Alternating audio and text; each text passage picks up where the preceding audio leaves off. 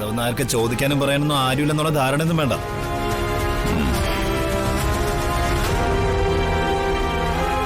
വർമ്മ കുടുംബത്തെക്കാൾ പണവും സ്വാധീനവും അന്തസ്സും ആഭിജാത്യവും ഒക്കെ ഉള്ളവനെ വിക്രം.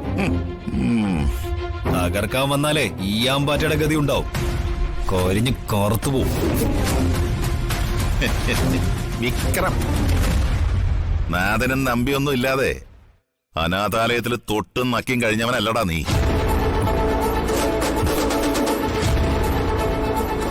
കുലവും ജാതിയും പോലും അറിയില്ല. ഇനി മാധവൻ നായരുടെ ഗതികേട് കൊണ്ട് വൃത്തിയുള്ളൊരു പെണ്ണിനെ പിടിച്ചങ്ങ് കൊടുത്തു.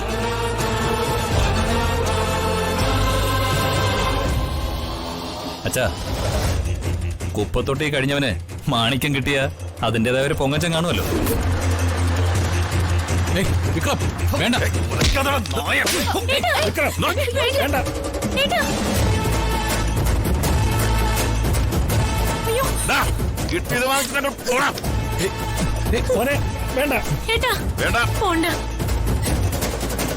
എന്റെ വീട്ടിൽ അതിക്രമിച്ച് കയറി അച്ഛനെ അവമാനിച്ചപ്പോഴേ ഞാൻ ഓങ്ങി വെച്ചതാ. ഇനിയും കലിപ്പ് തീർന്നില്ലെങ്കിൽ വാടാ, അറിയിച്ചു തരാം.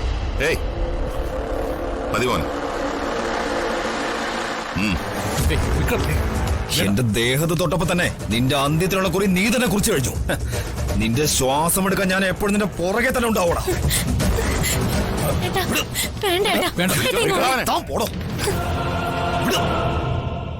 ആലവലാതി മോനെ, അച്ഛനെ തല്ലിയന് നീ ഇപ്പൊ തിരിച്ചടി കൊടുത്തത് വളരെ നന്നായി. എന്റെ രക്തത്തിൽ പിറന്ന മകനാണെന്ന് നീ ഇപ്പൊ തെളിയിച്ചു.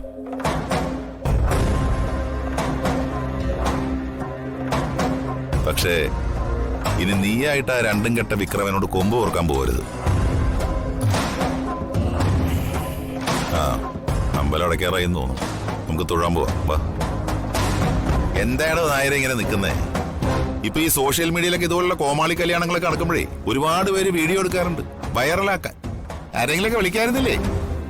മാറിക്കഴിഞ്ഞു അവലക്ഷണങ്ങൾ.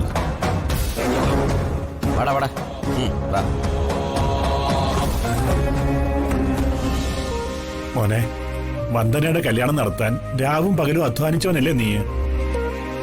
ഞങ്ങളുടെ മകനായിരുന്നു നീ, സ്വന്തം കുടുംബാംഗം. അങ്ങനെയുള്ള നീ എന്തിനാ മോനെ വന്ന് അനിഷ്ടങ്ങൾ ഉണ്ടാക്കിയത്? ഒന്നും മനഃപൂർവ്വമായിരുന്നില്ല അങ്കിൾ. ക്ഷേത്ര ദർശനത്തിന് വന്നതാ. നിങ്ങളാരെയും ഞാനിവിടെ പ്രതീക്ഷിച്ചതുമില്ല. എന്തോ